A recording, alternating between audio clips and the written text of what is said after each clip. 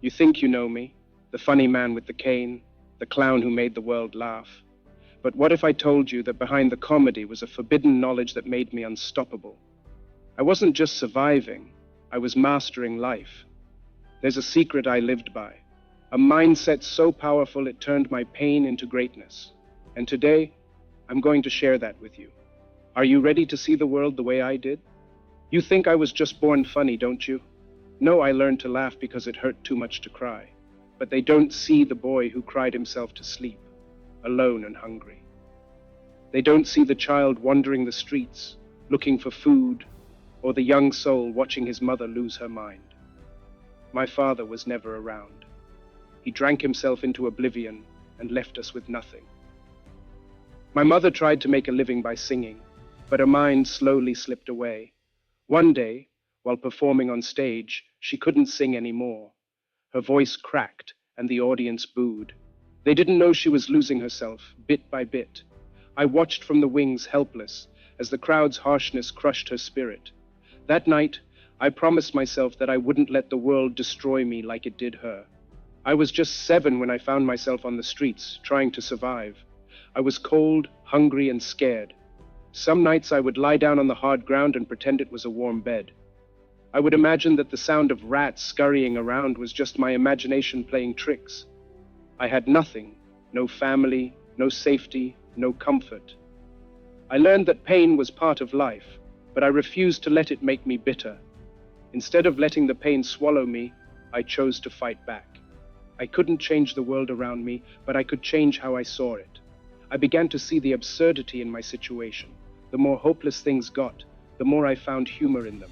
If life was going to be cruel, I was going to make it laugh. I would look at my own misfortune and see it as a ridiculous story rather than a tragedy. That's how I survived. I turned my pain into comedy. I realized that if I could laugh at my misery, it couldn't destroy me. Every time I performed, I didn't just make others laugh, I healed a part of myself. I took all that pain, all that hurt, and shaped it into something beautiful, something that made others forget their own troubles for a while. Yes, you watching this, I know life isn't easy. I know pain feels heavy, like it's pulling you under. But listen to me, you don't have to let it destroy you. Your pain can teach you more than comfort ever will. Don't just sit with it, look at it differently. Let it shape you, let it drive you forward. Take your pain and do something unexpected with it. Create something, build something, help someone who's suffering like you did. Your pain is powerful. It doesn't have to be your end. It can be your new beginning. When I stood on stage and made people laugh, they didn't know I was healing myself too. Laughter became my weapon against despair. It gave me strength when I thought I had none left. You have that same power. You can turn your pain into something that lifts you up. Don't let it defeat you. Let it teach you. Let it make you stronger. That's the forbidden knowledge I had to learn the hard way. I didn't choose my hardships, but I chose how I face them, and you can do the same. The world may hurt you, but it doesn't have to break you. Take your pain and make it something beautiful. That's how you win. That's how you survive. People often wonder why I didn't speak in my films. Was I afraid? Did I not have anything to say? No, It was never about fear or lack of words. I chose silence because I knew something most people never understand. Silence has a power of its own. When I started making movies, the world was transitioning to sound. Everyone was eager to hear voices on screen. They wanted talking, singing, loud expressions of emotion. But I stayed quiet. People said I was stuck in the past, that I was afraid to move forward. They didn't understand that my silence wasn't weakness. It was my strength. In silence, I could express the unspoken struggles of the common man. I could tell stories that didn't need words to be felt. You see, silence doesn't mean emptiness. It means depth. It's like a canvas. It's blank, but it holds endless possibilities. I knew that when words are stripped away, what's left is pure emotion. When I created my most beloved character, the Tramp, I made him speak through his actions, not his voice. He never spoke, but his eyes showed pain. His clumsy walk showed resilience, and his little smile showed hope. You didn't need to hear him to understand him. That was the magic of silence. It connected on a human level that words sometimes fail to reach. Silence forces people to pay attention. It makes them think, interpret, and feel more deeply. In my films, people weren't just hearing a story, they were feeling it. The absence of dialogue made the emotions more raw, more real. It made every gesture and every glance count. When the tramp looked at a flower or wiped a tear, it wasn't just a scene, it was a moment of connection. In my life, silence wasn't just an artistic choice. It was a survival tactic. Growing up, I learned that words could hurt. People could twist them, use them against you. When I was just a boy, living on the streets, I noticed that staying quiet kept me safer. It gave me time to observe, to think, to plan my next move. While others shouted and fought, I stayed silent, learning from the world around me. As I got older and more famous, silence became my shield. In the spotlight, people constantly tried to provoke me, to make me say something they could use. I realized that not every fight was worth engaging in. Silence became my way of staying in control. When I didn't react, they couldn't manipulate me. There were times when being silent hurt, like when people accused me falsely or judged me without knowing the whole story. I could have defended myself, explained, fought back, but I knew that sometimes words only make things worse. I let my work speak for me. My silence was not a surrender, it was a statement. It said, I know who I am. I don't need to justify myself to you. When I did choose to speak, it was because it truly mattered. In The Great Dictator, I finally broke my silence, delivering a speech from the heart, speaking out against tyranny and hate.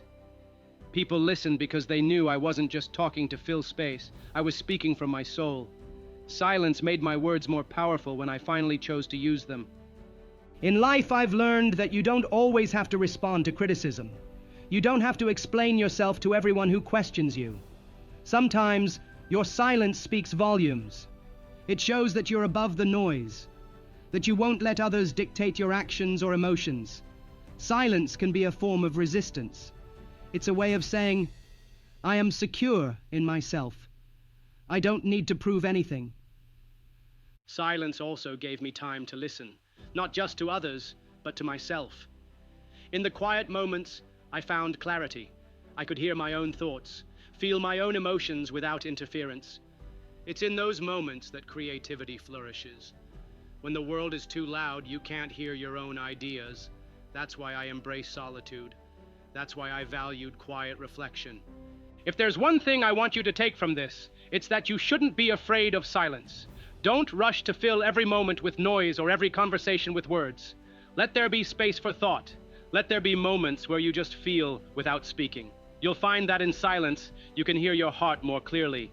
You can find answers you didn't even know you were looking for.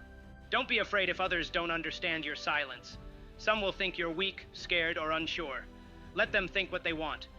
You know that your silence is your strength. It shows that you're comfortable with yourself, that you don't need validation from noise. Next time you feel overwhelmed, don't rush to react. Pause, take a breath, embrace the quiet. Sometimes, your silence can make more of an impact than any words you could say. Be intentional about when you speak, and let your silence speak for you when words aren't enough. That's what I did, and it changed my life. It made me stronger, more thoughtful, more resilient. My silence became my voice, and it spoke louder than words ever could. Let your silence work for you too. Let it be your strength. Let it be your power. There was a time when the world hated me. It's hard to believe, isn't it? The man who made people laugh, who brought joy to millions, was once the target of hate, betrayal, and judgment. I wasn't always the beloved figure you see today. There was a period when it felt like the whole world had turned against me. You see, success has a way of attracting both love and resentment. The higher you climb, the more people want to see you fall. I thought that once I made it, once I became famous, I'd finally be accepted, respected, even loved. But I was wrong. Fame didn't protect me. In many ways, it made me more vulnerable. There was a time when I was at the peak of my career, admired, celebrated, loved by audiences all over the world. But just as quickly as success found me, so did controversy. People who once praised me started to tear me down. Accusations, scandals, rumors, they all came crashing down at once.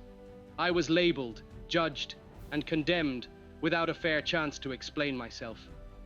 Imagine being loved by millions one day and then feeling like the whole world is against you the next. That's how it was.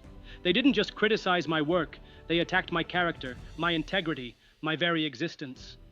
Friends I thought I could trust turned their backs on me. It felt like my entire world was collapsing and I couldn't do anything to stop it. In the midst of that storm, I felt completely alone. The people I had helped, supported, and given my heart to, some of them vanished when things got tough. I looked in the mirror and barely recognized the man staring back. Was I really as terrible as they said? Had I truly become a villain in the eyes of the world? It would have been easy to believe them. It would have been easy to give up, to let their hate become my reality. I could have let their judgment shape how I saw myself, but I didn't. I made a choice. I looked at myself and said, no, I know who I am. I know my heart. That was the moment I realized something powerful. If I didn't love myself, no one else's love would matter. I couldn't depend on the approval of others because it was fleeting, unpredictable, and conditional. I needed a love that wasn't swayed by opinions, scandals, or betrayals, and the only love I could truly rely on was my own. So, I made a decision. I wouldn't let their words tear me apart.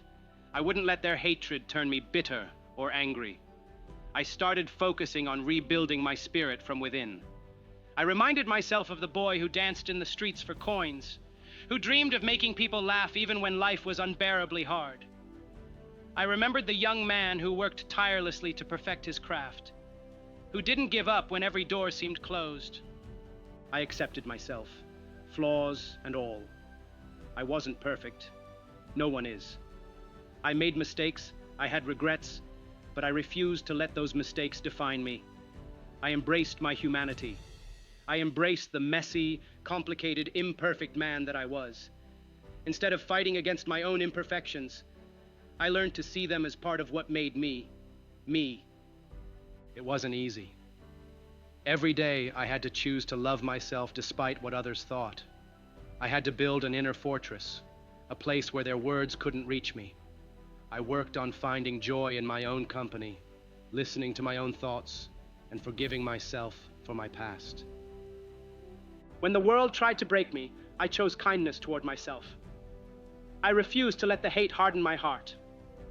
I wouldn't give anyone the power to make me hate myself. That's the real battle, you know. Holding on to your own love when everyone else walks away. One day I looked at myself in the mirror and realized something important. I was still standing. I had survived the worst, and I hadn't let it destroy my spirit. I loved myself enough to keep going, to keep creating, to keep making people laugh, even when it seemed the world wanted me silenced. People will change. Today they love you. Tomorrow they might hate you. If your self-worth depends on their approval, you'll always feel empty. I had to learn that lesson through pain, but it was worth it. I realized that the love I gave myself was the most important love of all. It didn't need validation. It didn't waver when things got tough. It kept me grounded when the world felt chaotic. When you face judgment, when people turn their backs on you, remember this. You don't have to earn anyone's love but your own. You don't have to prove your worth to anyone but yourself. Loving yourself doesn't mean you think you're perfect. It means you accept yourself as you are, without needing permission from others to do so. Take it from me. I've been loved and hated, celebrated and condemned. But through it all, I found a love that never left me, my own. If you're going through something similar, if the world is making you doubt yourself, take a step back and look inward. Ask yourself, do I deserve my own love? The answer is yes. You always deserve it. No one else can give you the acceptance you truly need. You have to give it to yourself. When you learn to love yourself unconditionally, no one's hate can break you. It took me a long time to learn that lesson, but it saved me. I hope it saves you too. Don't wait for others to see your worth. See it yourself. Stand by yourself when no one else does. Love yourself not because others do, but because you choose to. That's how you survive. That's how you stay whole when the world tries to break you. That's how you become truly unbreakable. People often think that being successful means having more wealth, more fame, more possessions. But I learned something different. My freedom didn't come from gaining more. It came from having less. Simplicity was my freedom. I grew up in the poorest parts of London. My family didn't have much, just a small, cramped room in a rundown building. I didn't have toys to play with, fancy clothes to wear, or a warm meal every night. I remember looking at other children with their shiny shoes and wondering what it felt like to walk without holes in your soles.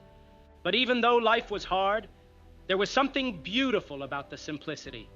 I didn't know any different, so I found joy in the smallest things. A pebble that bounced perfectly when thrown just right. A tune I hummed to drown out the hunger pangs. A story my mother would tell when her mind was clear enough to remember. Those small moments became my treasures. They didn't cost anything, but they made life bearable. When I started acting, I noticed something. People laughed at simple things. They didn't need elaborate jokes or complex stories. A simple fall, a curious walk, a confused glance. That's all it took to make them smile. It wasn't the grand, polished acts that made them laugh.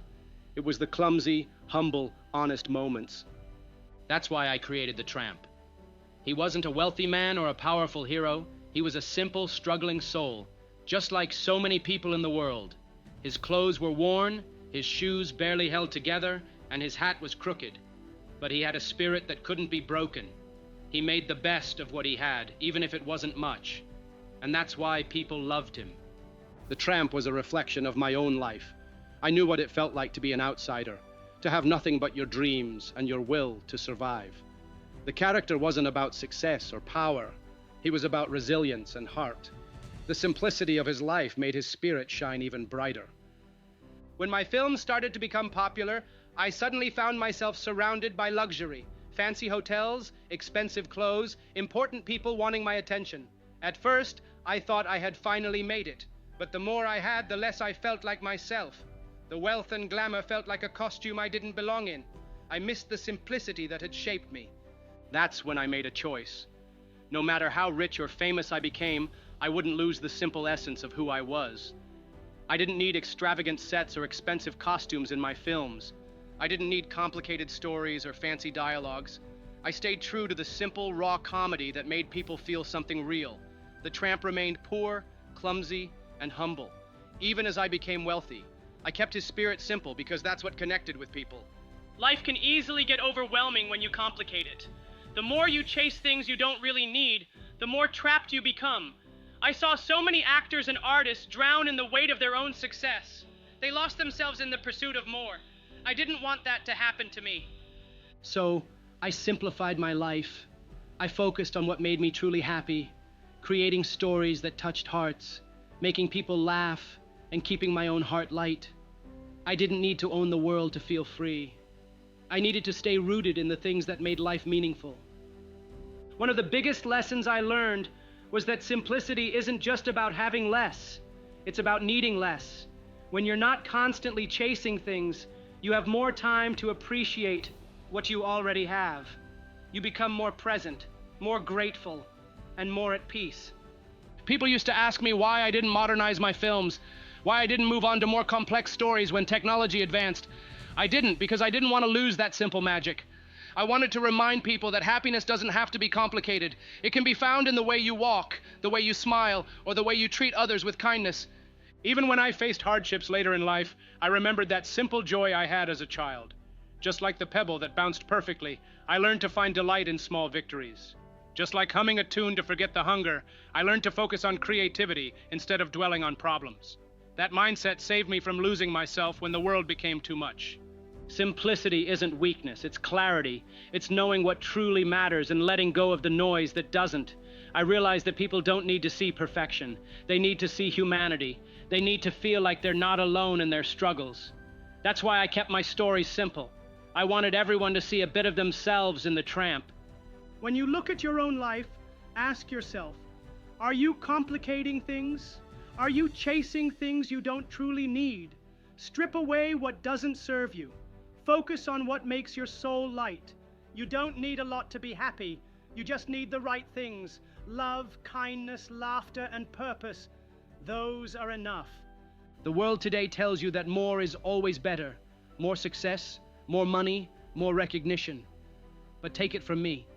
The happiest moments I've had weren't because of what I owned. They were because of who I was with, how I felt, and how I stayed true to myself. If you hold on to simplicity, you hold on to freedom. You don't get weighed down by expectations or the pressure to impress. You live genuinely, and that's where true happiness lies. So live simply, love deeply, laugh often. Don't let life become more complicated than it needs to be. When you find peace in the simple things, you'll realize that's where your true freedom lies. That's how I lived, and that's how I found my way through the chaos. I hope you do too. People often think laughter comes naturally to someone like me. They see my movies, my funny walks, my clumsy antics, and they assume that humor was something I was just born with. They don't see the pain behind it, the heartbreak, the betrayals, and the overwhelming sense of loneliness that could have easily consumed me. The truth is, I didn't just happen to be funny. I chose to be funny.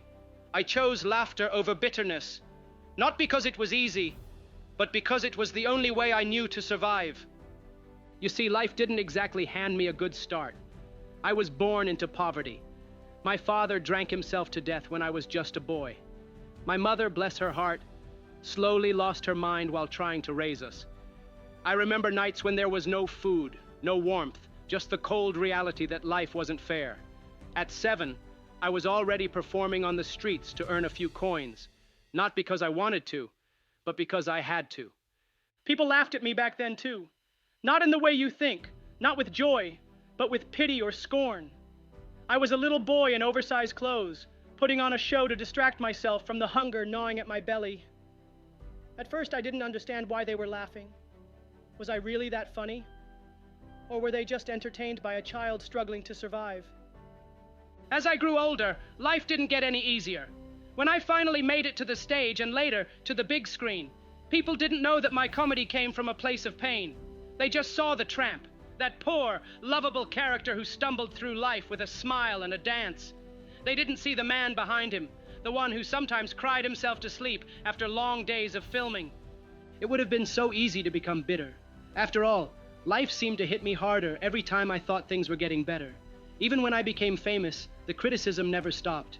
People didn't just criticize my work. They questioned my character, my choices, and even my right to belong in the country I called home. Imagine that for a moment. You've worked your whole life to rise above your circumstances, and when you finally make it, people still find ways to tear you down. Some of my closest friends turned against me. Rumors spread like wildfire. People I thought were allies showed their true colors when it wasn't convenient to support me anymore. I had every reason to be bitter, and I almost was. There were nights when I would sit alone and feel the weight of it all. The betrayal, the false accusations, the loneliness despite the fame. I could feel the bitterness creeping in, like a poison ready to consume my spirit. But then I remembered something important. I remembered those early days on the streets, how laughter, even if it was born out of desperation, made me feel alive. It gave me hope. It made me feel like I had a place in this world, even when everything else was falling apart. I made a decision. I wasn't going to let bitterness take root. I wasn't going to allow anger to dictate my life. I had been through too much, survived too many hardships to let my spirit turn dark now. Laughter had saved me before, and I knew it could save me again.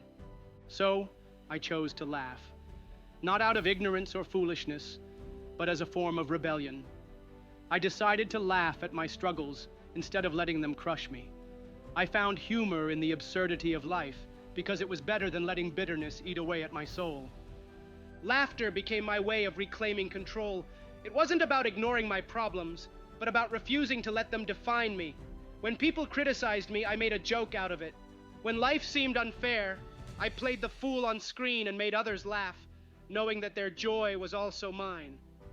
People often see laughter as something light and easy, but for me, It was an act of courage. It was my way of saying to the world, you won't break me. You can throw everything at me, and I'll still find a reason to smile. When I made The Great Dictator, I wasn't just making a comedy. I was using humor to fight hate. I chose to make people laugh as a way of confronting darkness. I knew that laughter had the power to unite people, to make them see the world differently, to make them feel a little less alone. That's the thing about laughter. It's not just a reaction, it's a choice. It's choosing to see light when the world seems unbearably dark. It's choosing to find hope when despair wants to drag you down. It's standing up and saying, I'm still here, and I refuse to let life defeat me. Sometimes, people who have been through the most pain are the ones who laugh the hardest. Not because they're naive, but because they know the alternative. They know that without laughter, pain would consume them. I chose laughter because it kept me alive. It gave me strength when nothing else could. If you're going through something tough, remember this. You have a choice. You can let your pain make you bitter, or you can choose to laugh despite it. You can choose to find humor in the madness, even when it doesn't make sense. Don't let bitterness rob you of your spirit. I know how heavy life can feel. I know how tempting it is to become angry at the world, to curse your fate. But I also know that laughter will carry you through when nothing else will. It's not about being fake or pretending you're not hurting. It's about refusing to let that hurt define who you are. When life gets hard, laugh at its absurdity. Laugh because it's the one thing life can't take from you. Laugh because it's a sign that you're still fighting. That's what I did. I chose laughter over bitterness because I knew it was my way of surviving. And it worked. It kept me human. It kept me hopeful. And you can do the same. When you laugh in the face of hardship, you take back your power. You remind yourself that no matter what happens, your spirit remains unbroken. That's what makes you resilient. That's what makes you truly alive. People see my films and think that creativity just flowed out of me, like it was something effortless, something I was born with. They see the polished performances, the perfect comedic timing, and they think it all came naturally. But what they don't see is the battles I fought within myself to bring those creations to life. Creativity wasn't just my talent, it was my shield. It was the one thing that protected me when the world felt too harsh, too loud, too overwhelming. I didn't just make films to entertain others, I made them to save myself. When I was a boy, creativity was my only friend. I didn't have toys or books. I didn't have anyone to guide me. My mother was losing herself to mental illness, and my father had already drowned his life in alcohol. At night, when the room was too quiet and the hunger too sharp, I would invent stories in my head. I would imagine myself as a hero, someone who could dance and sing, someone who wasn't broken by the world. During those early years, I learned something valuable. I could escape reality without leaving my tiny, cold room. I could make my mind a place of refuge. I didn't just survive those dark nights because of food or shelter. I survived because my imagination took me somewhere better. When I started performing on the streets, I wasn't just trying to make a few coins. I was creating a world where sadness didn't have the final say. I would mimic the way rich people walked, or pretend to slip on a banana peel, and people would laugh. Those laughs were more than just sounds to me. They were proof that my imagination could change how people felt. As I grew older and entered the world of theater and film, I held on to that lesson. I never wanted to be just an actor who followed a script. I wanted to be the creator, the one who shaped the story, who made something out of nothing. My imagination was still my escape, but now it was also my weapon. I wasn't just playing characters. I was giving life to pieces of myself that the world didn't always see. The Tramp wasn't just a character. He was my way of saying that despite life's hardships, I would keep moving forward with a smile. The Tramp was poor, yes, but he never gave up. He found joy in simple things. He stumbled, he fell, but he always got back up. I poured my soul into him because I knew what it was like to be down and out. When I became famous, it wasn't just applause and admiration. There were critics, scandals, misunderstandings. People tried to tear me down, to question my intentions and my art. There were even times when I felt like giving up. I wondered if it was worth it, creating films that would only be picked apart. But I couldn't stop. Creativity wasn't just my passion. It was my shield against the bitterness of the world. Whenever life got too harsh, I turned inward and created something new. I made stories, sketches, dances. I didn't just do it to please audiences. I did it to keep myself whole. My mind became my workshop, a place where I could reshape pain into something beautiful. I remember working on City Lights. It wasn't just a film for me. It was a challenge. It was during a time when sound films were taking over, and everyone said that silent movies were outdated. But I knew I had to follow my own vision. I wanted to show that simple human stories didn't need fancy sound effects or complex dialogues. The story of a poor man helping a blind girl find happiness. That was all I needed. People thought I was being stubborn, refusing to move with the times. But what they didn't understand was that creativity isn't about following trends. It's about staying true to what your heart knows is right. I trusted my vision even when everyone else doubted it. Creativity became my way of saying, this is who I am, and I won't change just to fit in. There were darker times, too. Times when my personal life became a public spectacle, when headlines tried to paint me as a villain. I could have defended myself, could have spent my time explaining, justifying, fighting back. But I chose something different. I chose to channel all that pain into my work. I made more films. I created more stories. I kept going because creativity was the only way I knew how to fight back without losing myself. When I made The Great Dictator, I didn't just want to make people laugh. I wanted to say something profound about humanity, freedom, and resistance. The speech at the end, it wasn't just dialogue. It was my heart speaking to the world. I knew it was risky. I knew people might not understand why a comedian was talking about tyranny and war, but I couldn't stay silent.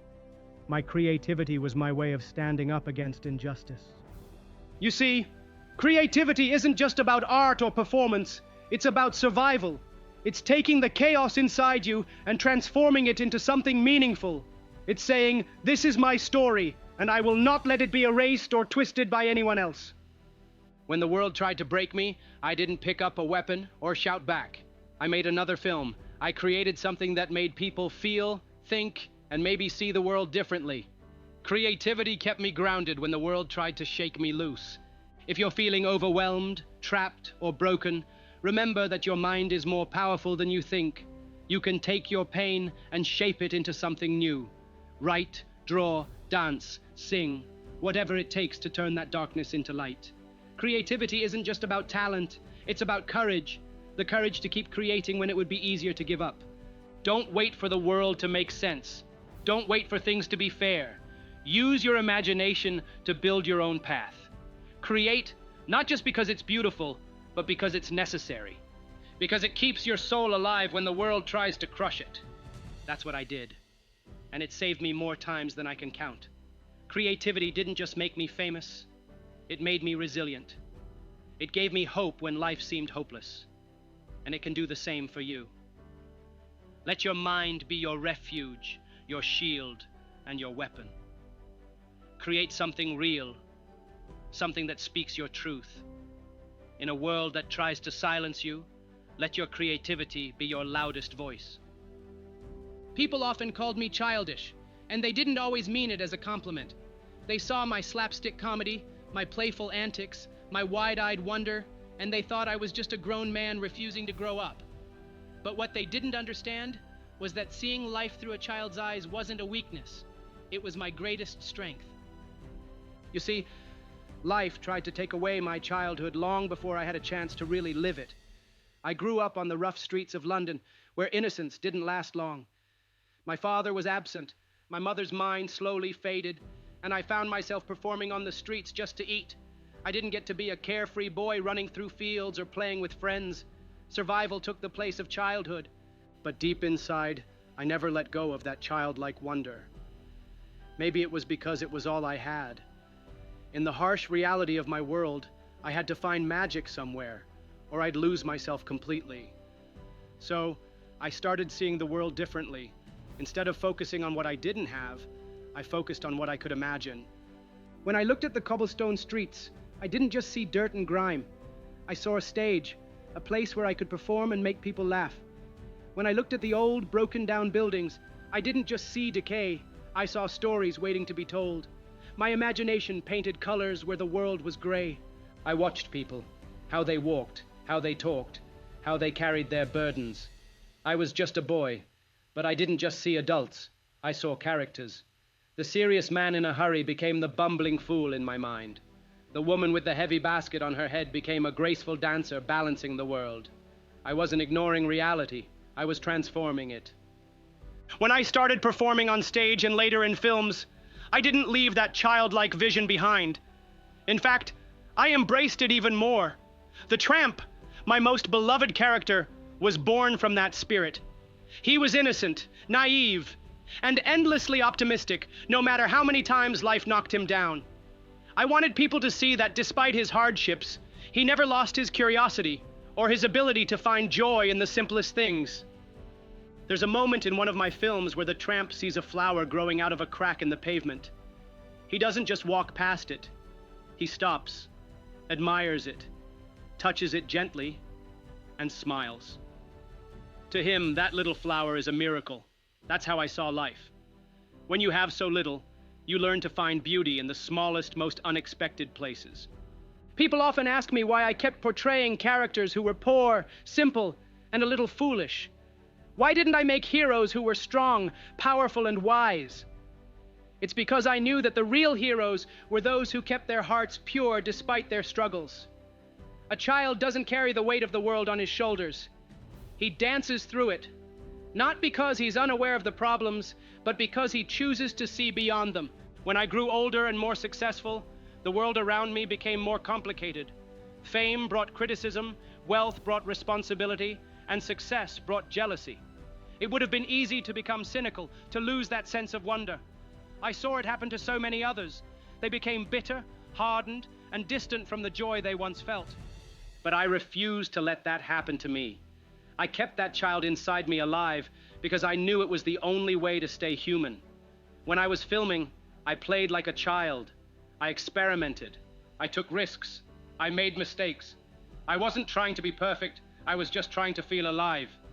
That's the thing about seeing life through a child's eyes. It doesn't mean you ignore the hardships. It means you approach them with curiosity instead of fear. You don't immediately label something as bad or hopeless. You look at it, poke it, examine it from all angles, and wonder, what can I do with this? Even when people betrayed me or judged me unfairly, I tried not to let it make me bitter. Children forgive easily because they haven't yet learned to hold grudges. I tried to keep that part of me intact.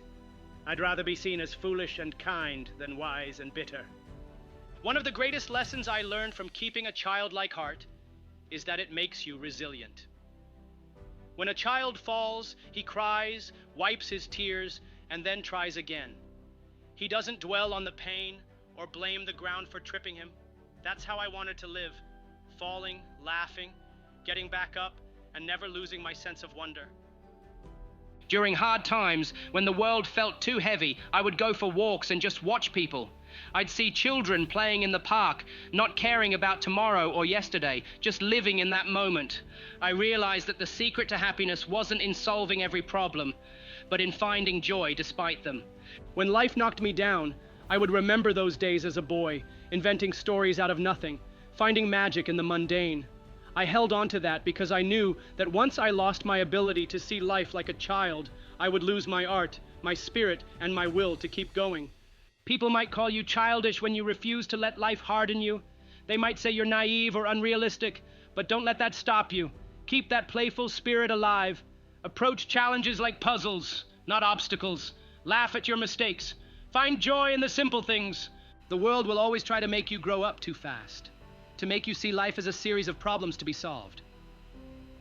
But if you can hold on to that childlike perspective, you'll find that life becomes a little more colorful, a little more bearable. So don't be afraid to keep that child in you alive. See the world not just as it is, but as it could be. Find beauty in unexpected places. Laugh even when it doesn't make sense. And remember that sometimes the bravest thing you can do is to hold on to your wonder when life tries to take it away. That's how I survived, how I kept creating, how I stayed true to myself even when the world seemed to change around me. I never stopped seeing life through a child's eyes, and because of that, I never lost my heart. There's a moment in life when you realize that no one is coming to save you. That's when you learn to stand alone. It's a hard lesson, but once you grasp it, you become unbreakable. For me, that realization came early, and it shaped everything I became. When I was just a boy, I learned the harsh reality of solitude. My father had abandoned us long before I could remember his face. My mother, once a vibrant performer, fell into madness, her mind slipping further away with each passing day. I was left to fend for myself on the unforgiving streets of London. Imagine being just a child, wandering the alleyways, not knowing where your next meal would come from, or if it would come at all. One night, I remember sitting on a cold stone step, my stomach aching from hunger. I watched families walk by, laughing and holding hands, and I wondered why I didn't have that. Why was I the boy with worn-out shoes and no one to hold him? It hit me then that I was alone in a world that didn't care if I made it through the night. In those early years, I learned something important. If I was going to survive, I couldn't rely on anyone else. I had to be my own protector, my own provider, my own friend. It was terrifying, but it was also freeing in a strange way. There was no one to disappoint me, no one to betray me. I had only myself, and I had to make that enough. As I grew older and started to find my footing in the world of entertainment, I thought that being surrounded by people would finally ease that loneliness. I thought fame would fill the void, but I was wrong. Success brought more people into my life, but many of them were only there because I was useful to them. The minute I faced trouble or controversy, they vanished. One of the hardest things I had to accept was that people will support you when you're winning, but they'll quickly distance themselves when you stumble. During the height of my career, I was adored. My films made people laugh, cry, and feel human. But when accusations and scandals surfaced, many of those same people turned their backs on me. It hurt deeply. I thought I had built a community around me, but it crumbled like a sandcastle when the tide came in. I felt betrayed, but more than that, I felt exposed. I had allowed myself to believe that I wasn't alone anymore. I had convinced myself that fame and friendship were permanent. But the world taught me differently. It taught me that loyalty is rare, and standing alone is sometimes the only way to stay true to yourself. There was a time when I was labeled an enemy of the state, accused of being unpatriotic. The country that had celebrated me now wanted me gone. My films were banned, my reputation dragged through the mud. I faced exile, forced to leave behind everything I had worked so hard for. In that moment, I felt more alone than I ever had before. I could have given in to anger, could have let bitterness consume me. I could have fought publicly, defended myself at every turn. But I didn't. I realized that I didn't need validation from those who only loved me when it was easy. I knew who I was, and I didn't need their acceptance to prove it. I made peace with the fact that I would have to rebuild my life in a new place, without the applause or the admiration I once knew. That's the thing about standing alone. It's not about rejecting others, but about being secure in your own identity. It's about knowing that your worth doesn't come from being surrounded by people or praised by strangers. It comes from within. When I moved to Switzerland, I didn't have the same fame or influence I once had. But I had something more valuable, a sense of self that couldn't be shaken by public opinion. I spent my days in quiet reflection, creating on my own terms, living simply. I focused on my family, on art, on the beauty of everyday moments. The world had moved on, but I had found peace.